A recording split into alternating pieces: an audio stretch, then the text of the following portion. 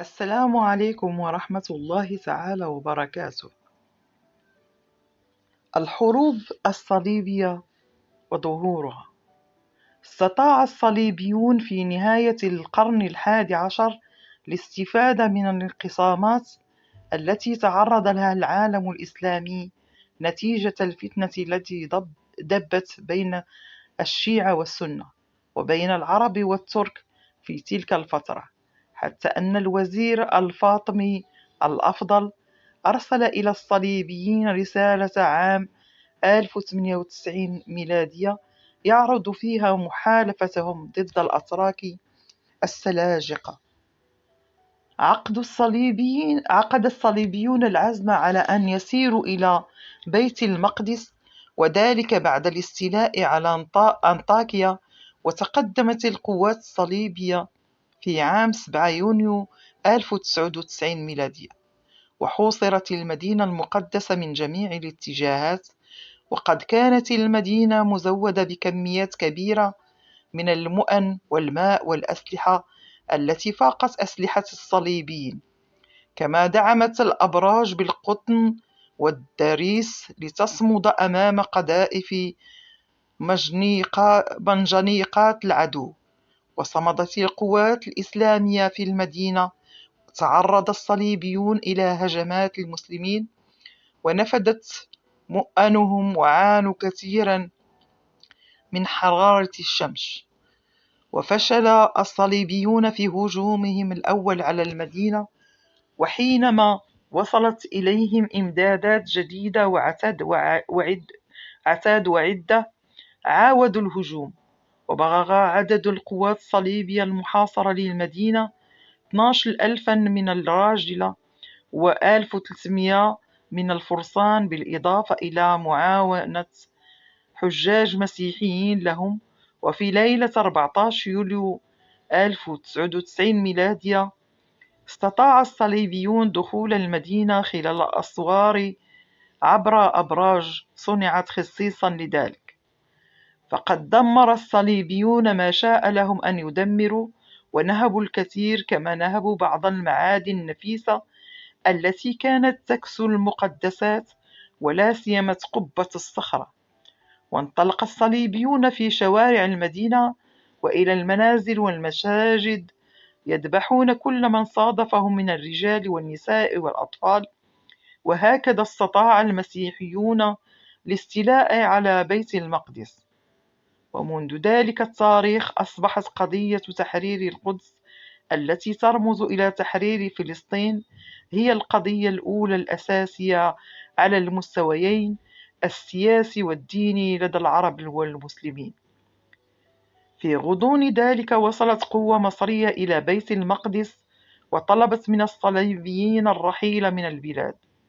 وتقدم الوزير الأفضل وزير مصر نحو فلسطين، فوصل عسقلان في 4 أغسطس، وخرج جودفري بجيشه من بيت المقدس لمواجهة جيوش المصريين في 9 أغسطس 1099 ميلادية.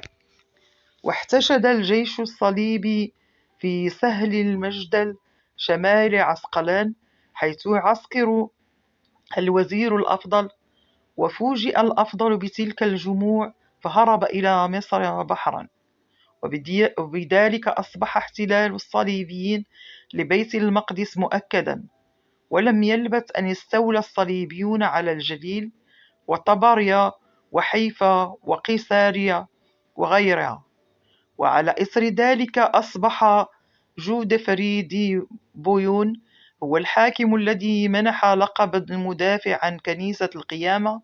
وفي 11 نوفمبر عام 1100 ميلادية أصبح بلدوين الأول على رأس مملكة الصليبيين في بيت المقدس.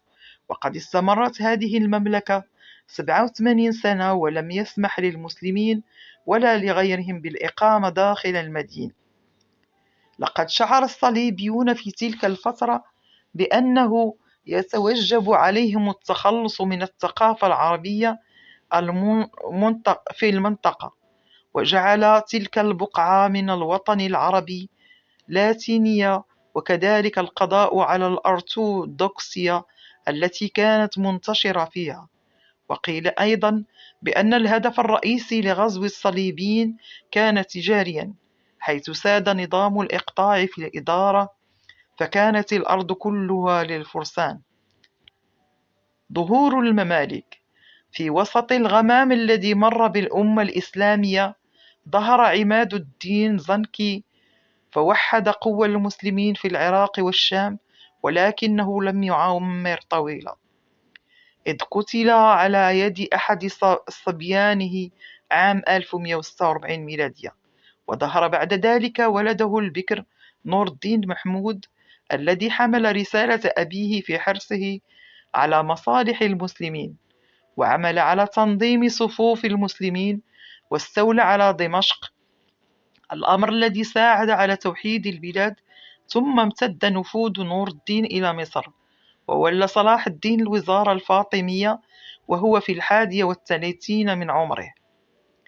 كان لنجاح نور الدين في ضم مصر حاضنة الدولة الإسلامية أثره في قلق الصليبيين، فأصبحت قواتهم في بيت المقدس محاطة من الشمال الشرقي والجنوب الغربي، حتى أن عمور الأول ملك بيت المقدس أرسل سفارة إلى أوروبا يطلب النجدة، وكذلك إلى الدولة البيزنطية. وعندما قامت الدولة الأيوبية في مصر على أنقاض الضعف والتحلل الذي أصاب الخلافة الفاطمية، دبت الحياة والقوة في الجهة الغربية من جبهات المعركة، وكان لالتحام الجبهات وتوحدها شرطا ضروريا حتى يتم محاصرة الكيان الصليبي الغريب الذي زرع في المسجد العربي الواحد. وكانت هذه هي المهمة التي قام بها وقاد معاركها البطل المسلم صلاح الدين الأيوبي. وفي العام التالي لقيام الدولة الأيوبية بدأ صلاح الدين الزحف على جنوب فلسطين، وكان حصن الكرك الصليبي بجنوب فلسطين يحكمه رينالد، وهو من أقوى وأشرس أمراء الصليبيين. وتعرض هذا الحصن المنيع لهجمات صلاح الدين 4 مرات، وأثناء الاستيلاء على القلعة في المعركة كان الأسطول المصري قد حقق انتصارا بحريا ضد الأسطول الصليبي في البحر الأحمر سنة 1182 ميلادية، الذي أجهض محاولة الصليبيين لتدمير الأماكن الإسلامية المقدسة في أرض الحجاز. وعندما نقض الصليبيون المسيطرون على حصن الكرك الهدنة المعقودة بينهم وبين صلاح الدين، وأغاروا على القوافل العربية، وجاهروا بالاستعداد للزحف على مقدسات المسلمين في الحجاز، كانت تلك اللحظات بمثابة الفرصة السانحة والمنظورة لاجتثاث الصليبيين من المقدس. فشرع صلاح الدين في السير نحو المعركة الفاصلة والهامة عبر التاريخ، وهي معركة حطين، معركة تحرير القدس. وكانت القوة الصليبية قد لبثت حينا من الزمن وهي تحجم على لقاء صلاح الدين في معركة فاصلة، ولما أيقنوا بأن صلاح الدين لن يترك القدس في أيديهم، بدأوا في توحيد صفوفهم وتجميع فرقتهم. قال ريموند أمير طرابلس أن الخروج خارج القدس للقاء صلاح الدين خطأ كبير، بل يجب التمركز داخل الأسوار للدفاع عن المدينة. ولكن رأى الأغلبية منهم أن الهجوم خير وسيلة للدفاع، وخرجوا إلى طبريا. وعندما وصل جيش الصليبيين طبريا وعددهم 63 ألف من الفرسان، وقفوا أمام جيش صلاح الدين، فرتب الصليبيون جيشهم في 3 خطوط متراصة خلف بعضها، وفي مقدمتها أمير طرابلس، ومن خلفه جمهور عظيم يحيط بالصليب الخشبي لكي يثير حماسهم. ومن خلف هذا الصف يقف ملك أورشليم ومعه فرسان المعبد وجمهور من المتطوعين الذين جاءوا من أوروبا. وفي المقابل كان معسكر صلاح الدين الذي شهد تنقلات القائد الذي لم يغف له جفن، وقضى ليله ونهاره يطمئن على المؤن والتسليح، وكذلك على جدول الماء الذي أصبح في حوزة العرب، والذي حرم الصليبيون من الاستفادة منه، كما بات يذكر الجنود بالمدينة الأسيرة ويثير فيهم الحماس. وفي يوم 1 تموز سنة 1187 ميلادية في ليلة الجمعة التحم الجيشان ودارت رحى المعركة، وكان لجيش صلاح الدين قوة وإرادة وعناد واستبسال في القتال لم يعهد من قبل. وبالمقابل أصاب العطش جيوش الصليبيين كما أصابتهم حرارة شمس تموز وحرارة النيران التي أشعلها العرب في الغابات.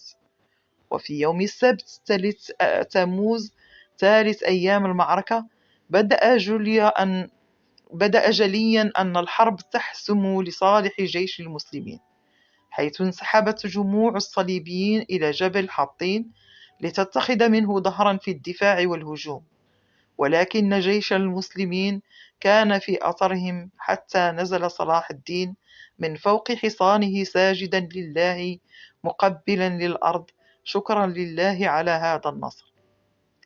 وكان ذلك إيدانا بحسم المعركة لصالح المسلمين.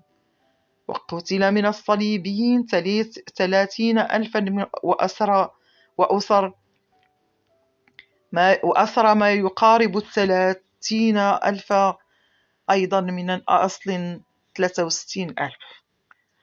وفي اليوم التالي الأحد 4 تموز استولى العرب على طبريا، ومن ثم فتحوا عكا وجابوا كافة المدن والقرى الفلسطينية وصولا لأسوار المدينة المقدسة يوم الأحد 20 أيلول 1187 ميلادية.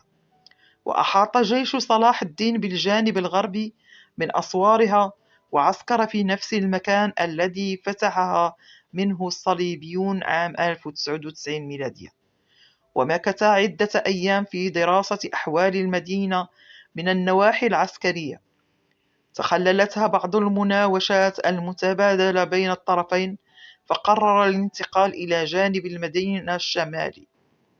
وفي يوم الجمعة 25 أيلول بعد 5 أيام من بدء الحصار بعث صلاح الدين إلى الصليبيين رسولا يقول لهم على لسانه: إنني مثلكم أقدس هذه المدينة وأعرف أنها بيت الله، وأنا لم آت إلى هنا كي أدنس قداستها بسفك الدماء، فإذا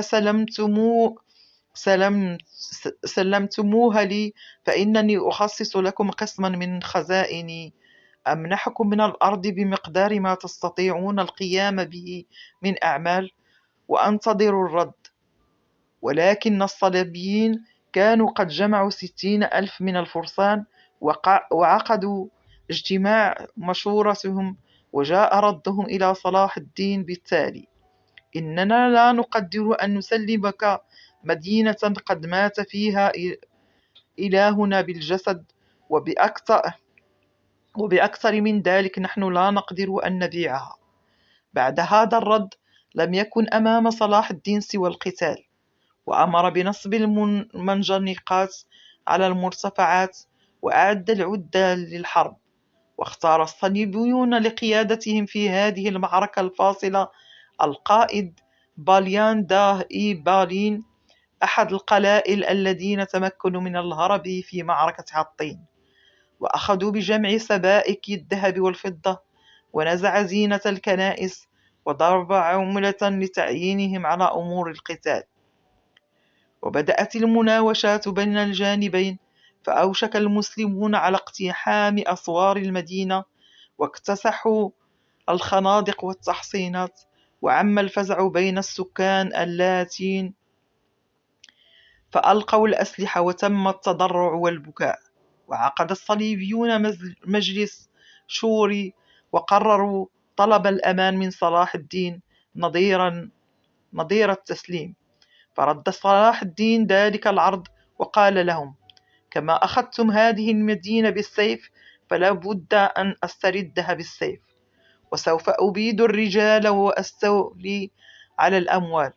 ولكنهم ألحوا ثانية في طلب الأمان، وإزاء رفض صلاح الدين لذلك كشفوا عن مخطط كانوا قد اتفقوا عليه. فقال بليان المبعوث الصليبي للسلطان صلاح الدين: إننا إذ يئسنا من النجاة من سيوف جندك فإننا سنهدم المعبد والقصر المملوكي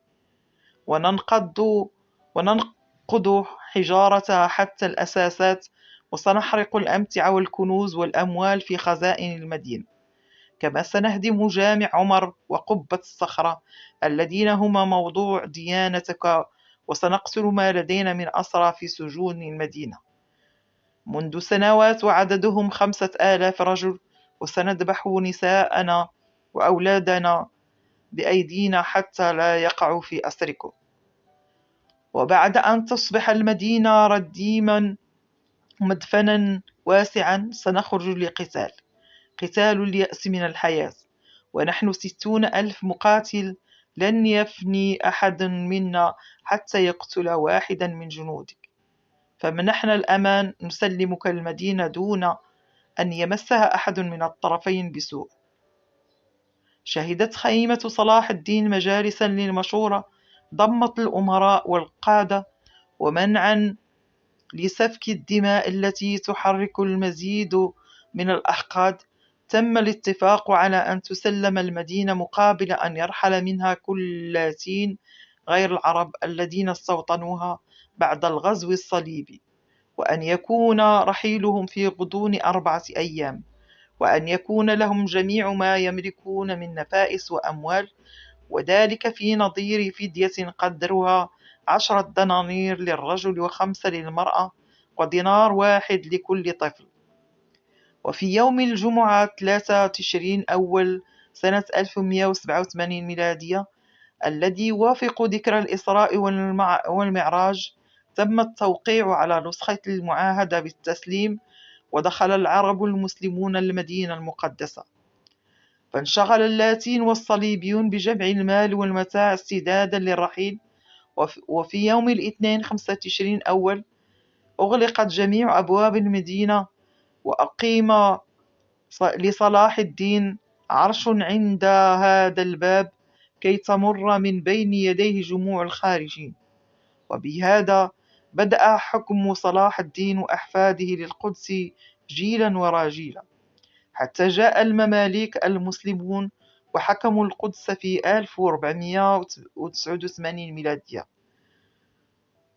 وفي هذه الفترة انتشر الطاعون في القدس، وبقي 4 شهور حتى كان يموت بسببه حوالي 100 شخص يوميا. وقد أتى هذا المرض على القلة القليلة من اليهود التي كانت موجودة في القدس، وكانت هذه هي نهاية مرحلة عظيمة من المتاعب والأحداث الهامة في القدس إلى ما بعد انتهاء الحكم العثماني. الحكم العثماني سنة 1516 إلى 1831 ميلادية. بعد الانتصار الحاسم الذي حققه السلطان سليم الأول في معركة مرج دابق شمال سوريا في 1516 ميلادية، دخل العثمانيون القدس بتاريخ 28 ديسمبر 1516 ميلادية، الرابع من ذي الحجة 922 هجرية. وبعد هذا التاريخ بيومين قام السلطان بزيارة خاصة للمدينة المقدسة، حيث خرج العلماء والشيوخ لملاقاة سليم شاه، وسلمه مفاتيح المسجد وقبة الصخرة، ومن ثم قدم السلطان الهدايا للأعيان البلد جميعا، وأعفاهم من الضرائب الباهظة، وثبتهم في وظائفهم. وفي فترة حكم سليمان سنة 1520 إلى 1566 ميلادية نعمت القدس بأزهى أيامها بدون أسوار. كان سلاطين بني عثمان يكنون احتراما خاصا للقدس بوصفها ثالث المدن المقدسة في الإسلام. وفي هذه الفترة بدأ التعمير بترميم شامل لقبة الصخرة بإعاز من السلطان سليمان، وتم ترميمه وبناء سور المدينة العظيم الموجود حتى الآن. وبقيت المدينة بدون أسوار لمدة تتجاوز 300 عام منذ دمر الملك عيسى الأيوبي أسوارها سنة 1219 ميلادي. وبلغ طول السور حوالي 3 كيلومترات ومعدل ارتفاعه 12 مترا، ويبلغ عدد أبراج السور في الوقت الحاضر 34 برجا، وله 7 أبواب مفتوحة، 6 منها تحمل نقوشا تسجل تاريخ بنائها، و4 أخرى مغلقة.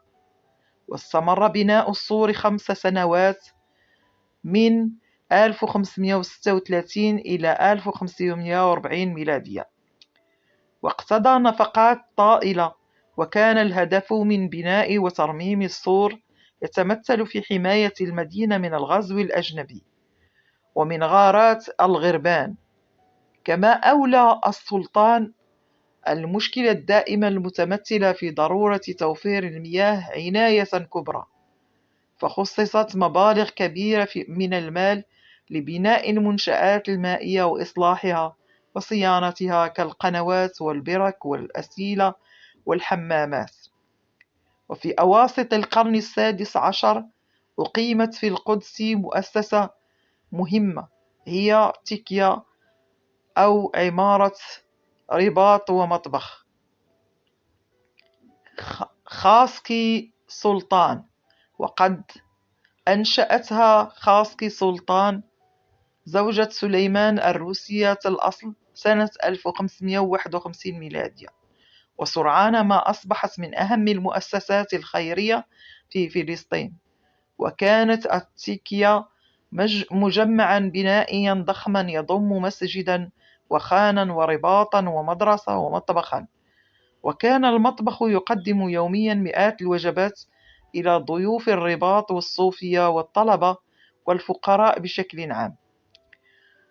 ويذكر أن مدينة القدس ورثت من زمن الأيوبيين والمماليك عددا كبيرا من الأوقاف الإسلامية والمرافق العامة التي لقيت الرعاية في الفترة العثمانية، وازداد عددها. وكان لهذا الوقف الإسلامي دور كبير في حياة القدس الاقتصادية، فقد تم توظيف مئات المواطنين وزود مئات المنتفعين بدخل ثابت، كما أنه عمل على إنعاش كافة فروع الاقتصاد. منذ بداية الفتح العثماني كانت القدس تتتبع ولاية دمشق، وهي إحدى 3 ولايات تألفت منها بلاد الشام في ذلك الوقت، وقسمت كل ولاية إلى عدد من الصناجق. وكان للقدس صنجقها الخاص الذي ضم الخليل والقرى المجاورة، وكان على رأس الإدارة حاكم اللواء صنجق بك أو أمير اللواء، وهذا المنصب مقصور على الأتراك العثمانيين تقريبا. وكان الحاكم رجلا عسكريا تمثلت واجباته الرئيسية في قيادة القوات المسلحة في الصنجق أثناء الحرب، والمحافظة على النظام العام، والإشراف على الإقطاعيات العسكرية، وجباية الضرائب. كان الحاكم نائب يدعى الكيخيا، وكاتب يدعى يازجي، ويتبعها عدد من التراجمة. وكان الفرسان الإقطاعيون السباهية تحت إمرة الميرالاي. أما قوات الشرطة فكان يرأسها السباشي، وكان للقلعة قائد خاص يدعى دزدار يرتبط مباشرة بالحكومة المركزية. وتألفت حاميتها من السباهية وغيرهم من الجنود، إلا أن قوامها الرئيس هو الانكشارية الذين كان يرأسهم آغا. أما الحكم الإداري المدني فكان على رأسه القاضي، وعادة ما يكون تركيا يعين من اسطنبول لمدة سنة واحدة. وكان منصب القاضي مقصورا على الأحناف، فالمذهب الحنفي كان المذهب الرسمي للدولة العثمانية. وكان قاضي القدس من القضاة الكبار في الدولة.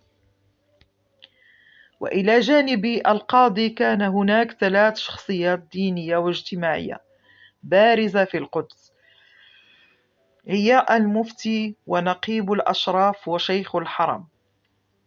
وكان هؤلاء ال3 من المقادس الذي يعينهم السلطان. وفيما يتعلق بالحياة الاقتصادية في بداية فترة حكم العثمانيين، فتشير سجلات المحكمة الشرعية إلى وجود 5 فروع رئيسية من الصناع في مدينة القدس، وهي الصناعة الغذائية، تتمثل في استخراج الزيوت وطحن الحبوب وعصر الفواكه، صناعة النسيج والصباغة، الصناعات الجلدية، صناعة الصابون، الصناعات المعدنية الحديدية والنحاسية. وتخللت هذه الفترة حركة تجارية نشطة، تمثلت في تصدير الصابون إلى مصر عبر ميناء غزة، والحبوب إلى مصر ويوغوسلافيا دوبروفينيك. أما المستوردات الرئيسية فكانت الأرز والمنسوجات من مصر، والملابس والقهوة من دمشق، وكذلك بعض المنسوجات من إسطنبول والصين والحجاز والعراق. وكانت النشاطات الاقتصادية خاضعة لنظام ضرائبي، وشملت الأراضي الزراعية، المواشي، ضرائب البيع، الصناعات، إضافة إلى الجزية التي كانت تجبى من المسيحيين واليهود أهل الذمة، وكانت تفرض على البالغين الذكور الأصحاء منهم. وكانت أدنى فئات الجزية بالإضافة إلى رسوم الحجاج ورسوم الخفارة ورسوم زيارة الأماكن المقدسة ورسوم الموانئ. وفي الثلث الأخير من القرن ال16 بدأت تظهر تصدعات خطيرة في كيان الدولة العثمانية، وبدأت الدولة في تراجع دام أكثر من قرنين منذ أوائل القرن ال17. وتعمق هذا التراجع في القرن ال18 وأوائل القرن ال19، حيث أخذ نظام الإقطاع السباهية أمراء الإقطاع بالتدهور تدريجيا. ومع قرب انتهاء حروب التوسع وقلة الغنائم، أخذ أمراء الإقطاع بالتوجه إلى الأرض والمزارعين للتعويض عن الغنائم التي خسروها. وتم استغلال الفلاحين استغلالا جائرا، مما أدى إلى هبوط حاد في الإنتاج الزراعي. وفتح باب أزمة الإمبراطورية على مصراعيه، بالإضافة إلى أسباب أخرى مثل اكتشاف الطريق البحري إلى الهند وتحويل الطرق التجارية عن آسيا، والازدياد الكبير للفضة في أسواق البحر الأبيض المتوسط مع اكتشاف أمريكا. وكذلك توارت الفلاحين في تركيا والولايات الأخرى. وكان لهزيمة العثمانيين في معركة ليبانتو البحرية سنة 1571 ميلادية أمام أعضاء الحلف المقدس بمثابة الإنذار الأول. وفي السنوات الأخيرة من القرن ال16 وبداية ال17 كانت الدولة في حالة حرب مع كل من النمسا وبلاد فارس. وفي الوقت نفسه كانت هناك ثورة الفلاحين في الأناضول سنة 1598 إلى 1605 ميلادية.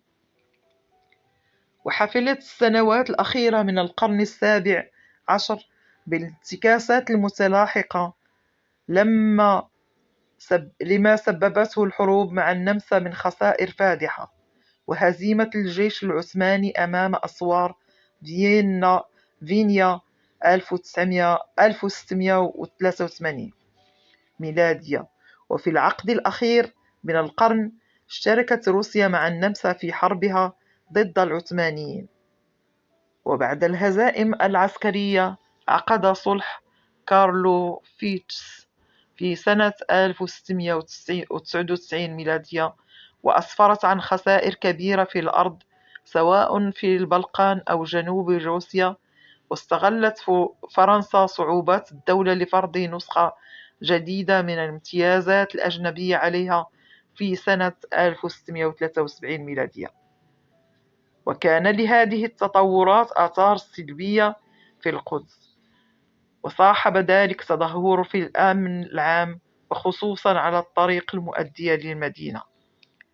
وفي غضون ذلك صعد البدو هجماتهم على قوافل الحجاج، وفرضوا عليهم الإتاوات، حتى هاجمهم حاكم صنجق القدس خداوردي وألحق بهم هزيمة. ومن أجل حماية الأمن العام والمحافظة عليه أنشئت عدة قلاع وزودت بالرجال والأسلحة. وفي سنة 1630 ميلادية بنى السلطان مراد الرابع سنة 1622 إلى 1639 ميلادية قلعة كبيرة عند برك سليمان لحماية الينابيع والبرك التي تزود القدس بالماء من قطاع الطرق، وما يزال مبنى القلعة إلى الآن، بيد أن هذه الإجراءات لم تنجح، ويرجع السبب في ذلك إلى تورط الحكومة العثمانية في الحروب، فلم تتمكن من تخصيص الأموال والقوات الكافية لذلك، مما أدى إلى تخوف أهل القدس من عدم الاستقرار. ومن المطامع الأوروبية في المدينة، وانعكس هذا القلق في عريضة وجهت إلى السلطان مصطفى الأول سنة 1621 ميلادية على غرار فرمان سلطاني صدر في تلك السنة بتعيين سيودا رامون قنصلا فرنسيا مقيما في القدس. وعندما تردت العلاقات بين الدولة وفرنسا، إبان حكم مراد الرابع الذي طرد اليسوعيين من إسطنبول بتحريض من السفيرين البريطاني والهولندي عام 1628 ميلادية. أصدر مراد الرابع 3 فرمانات سنة 1634 ميلادية منح بموجبها الروم حق التقدم على اللاتين في الاحتفالات الدينية في القبر المقدس. وألغيت هذه الفرمانات الثلاثة إثر تدخل لويس الثالث عشر. وفي سنة 1673 ميلادية نجحت فرنسا في تجديد الامتيازات الأجنبية وتأكيد دورها كحامية للكاثوليك. ومن ناحية أخرى تدخلت النمسا وحصلت على امتيازات خاصة للاتين سنة 1642 ميلادية. كما أرغمت بولندا الحكومة العثمانية على إعادة الفرنسيين الفرنسيسكان إلى القبر المقدس في المعاهدة التي عقدتها مع الباب العالي سنة 1676 ميلادية. كما وحصلت النمسا بموجب اتفاقية كارلوفيتس سنة 1699 ميلادية على حق تمثيل المصالح المسيحية فيما يتعلق بالأماكن المقدسة في القدس. وقد لاقى العثمانيون صعوبة جمة في محاولتهم حل المطالب المتناقضة حول التقدم والأسبقية في الأماكن المقدسة للمسيحيين. وكانت المشاجرات بين الطوائف غالبا ما تشتد وتتحول إلى صدمات دامية، ولا سيما في سنوات 1666 إلى 1669 إلى 1674 من القرن السابع عشر والقرون التالية له. وبعد معاهدة كارلوفيتس سنة 1699 ميلادية، والتي أعقبتها سلسلة من الحروب والأزمات السياسية والهزائم التي منيت بها الحكومة العثمانية طوال القرن الثامن عشر، وفي حروبها مع روسيا والنمسا والبندقية والفرس، ومرة أخرى مع النمسا وروسيا. وبينما كانت الحروب مستمرة، كان الضعف يدب باستمرار في أجهزة الدولة، ومما ساعد على ذلك نظام الوراثة في الحكم والالتفات لقضاء الشهوات، مما أدى إلى انتشار الفساد العام في أركان الدولة، بينما كانت تنفق على الحروب وعلى ترف الحكام من خلال فرض الضرائب وزيادتها باستمرار، مما أدى إلى إفقار الشعب وقتل حماس العمال والفلاحين، الذي أدى إلى تشتتهم وتنظيمهم للثورات المسلحة. وفي القدس نفسها بدأ القرن الثامن عشر بثورة كان على رأسها نقيب الأشراف محمد بن مصطفى الحسيني، واستمرت سنتين، وكانت بسبب سياسة التسلط الانتهازية في فرض الضرائب الباهظة على السكان والفلاحين، فحمل الأهالي السلاح وهاجموا القلعة وأطلقوا سراح السجناء. وبعد ذلك أرسل الوالي حوالي 2000 من الانكشارية والجنود إلى القدس، وتمكنوا من الاحتلال المدينة سنة 1705 ميلادية. وتم اعتقال النقيب وأرسل إلى إسطنبول، ونفذ فيه حكم الإعدام سنة 1707 ميلادية. وفي أواخر القرن الثامن عشر وأوائل القرن التاسع عشر وأوائل القرن العشرين واجهت الدولة العثمانية تهديدين رئيسيين، الأول من مصر والثاني من البلقان. ففي عام 1798 ميلادية غزا نابليون بونابرت مصر، وفي السنة الثانية زحف إلى سوريا، وانتهت حملته بالفشل أمام أسوار عكا.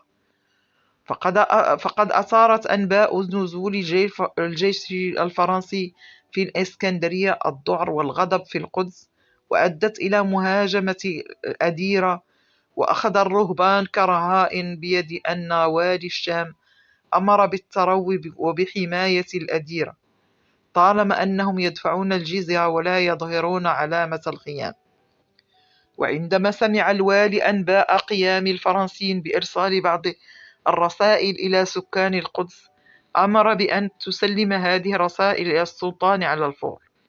والتف أهالي فلسطين والقدس حول الحكومة العثمانية، فأرسل الشيخ موسى الخالدي قاضي عسكر الأناضول منشورا إلى الأهل فلسطين دعاهم فيه إلى القتال ضد نابليون.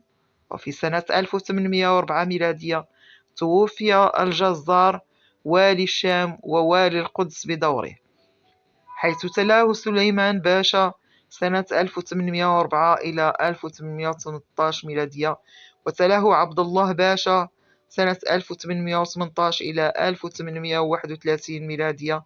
وبعد ذلك تولى القدس عدد من الحكام المحليين. ومن سنة 1808 ميلادية إلى 1831 ميلادية، وهي نهاية الفترة الأولى في الحكم العثماني، عاشت القدس سلسلة من الاضطرابات والتوارث.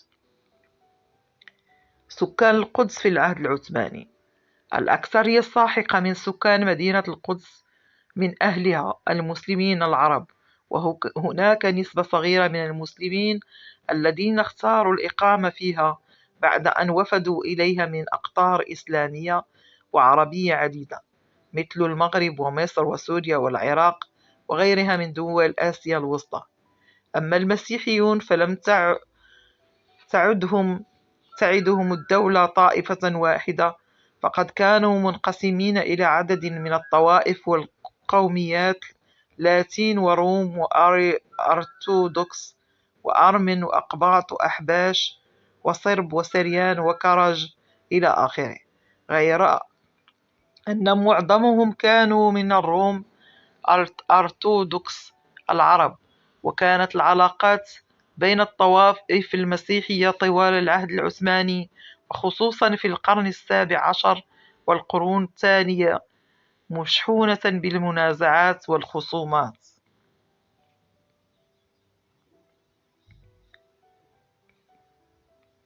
والسلام عليكم